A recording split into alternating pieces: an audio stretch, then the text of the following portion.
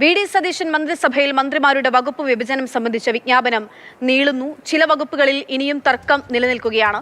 Fisheries ലീഗിന് നൽകുന്നതിൽ കോൺഗ്രസിൽ എതിർപ്പുണ്ടെന്നാണ് സൂചന. ഫിഷറീസ് വകുപ്പ് തന്നാലേ ഉന്നത വിദ്യാഭ്യാസ വകുപ്പ് വിട്ടുനൽകൂ എന്നുള്ള നിലപാടിലാണ് ലീഗ് നേതൃത്വമുള്ളത്. ടി.എസ്. ഹരികൃഷ്ണ വിവരങ്ങളുമായി ചേരുകയാണ്. ഹരി, ചരിത്രത്തിൽ ആദ്യമായി 4 പതിറ്റാണ്ടിനിപ്പുറത്തേക്ക് ഇതാദ്യമായിട്ട് ഒരുമിച്ച് മന്ത്രിസഭ ആകെ സത്യപ്രതിജ്ഞ ചെയ്തിട്ടുണ്ട്. പക്ഷേ മന്ത്രിമാരുടെ വകുപ്പുകളെ ചൊല്ലി ഇപ്പോഴും തർക്കം തുടരുകയാണോ? എന്താണ് സംഭവിക്കുന്നത്? എവിടെയൊക്കെയാണ് ഇപ്പോഴും പ്രശ്നം തുടരുന്നത്? ഏതൊക്കെ വകുപ്പുകളെ ചൊല്ലി?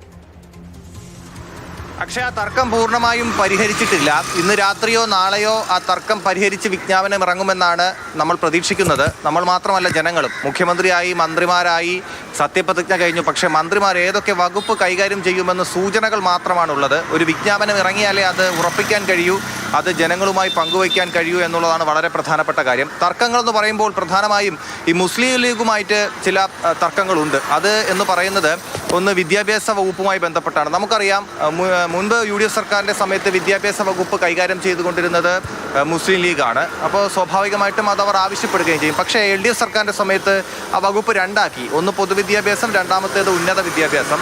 അപ്പോൾ ഇപ്പോഴത്തെ സാഹചര്യത്തിൽ പൊതുവിദ്യാഭ്യാസം മുസ്ലിം ലീഗിന് തന്നെ ആയിരിക്കും. N. ഷംസുദ്ദീൻ ആയിരിക്കും ആ വകുപ്പ് കൈകാര്യം ചെയ്യാനുള്ള സാധ്യത.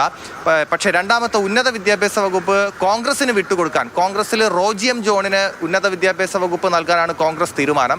പക്ഷേ കോൺഗ്രസിന് അത് വിട്ടുകൊടുക്കുകയാണെങ്കിൽ പകരം മുസ്ലിം ലീഗ് ആവശ്യപ്പെടുന്നത് ഫിഷറീസ് വകുപ്പ് ഞങ്ങൾക്ക് വേണം എന്നുള്ളൊരാവശ്യം മുന്നോട്ട് വയ്ക്കുന്നുണ്ട്. പക്ഷേ ഫിഷറീസ് വകുപ്പ് വിട്ടുകൊടുക്കാൻ കോൺഗ്രസിൽ ഒരു വിഭാഗത്തിന് എതിർപ്പുണ്ട്.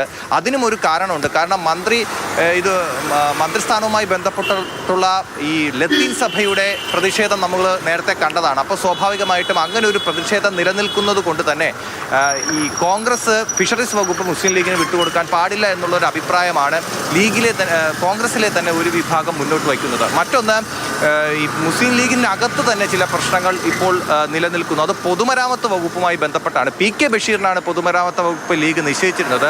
പക്ഷേ അബ്ദുൽ ഗഫൂറിന് ആ ഒരു വകുപ്പ് വേണം എന്നുള്ള ഒരു ആവശ്യം മുന്നോട്ട് വെച്ചിട്ടുണ്ട്. അതിലൊരു തീരുമാനം വരണം. കോൺഗ്രസ് തന്നെ സിദ്ദിഖിന് കൃഷി വകുപ്പ് നിശ്ചയിച്ചിരുന്നു. പക്ഷേ സിദ്ദിഖിന് കൃഷി വകുപ്പ് താല്പര്യമില്ല എന്നുള്ള വിവരങ്ങളുണ്ട്. അപ്പോൾ സ്വാഭാവികമായിട്ടും ഇത്തരം ചെറിയ ചെറിയ തർക്കങ്ങൾ നിലനിൽക്കുന്നുണ്ട്. അത് പരിഹരിച്ചാൽ മാത്രമേ വിജ്ഞാപനം പുറത്തിറങ്ങൂ. 21-ാം തീയതി നിയമസഭാ സമ്മേളനം തുടങ്ങുകയാണ്. MLA-മാരുടെ സത്യപ്രതിജ്ഞയാണ് നാളെ 20-ാം തീയതി. സ്വാഭാവികമായിട്ടും ഇന്ന് രാത്രിയോ നാളെയോ വിജ്ഞാപനം പ്രതീക്ഷിക്കാം.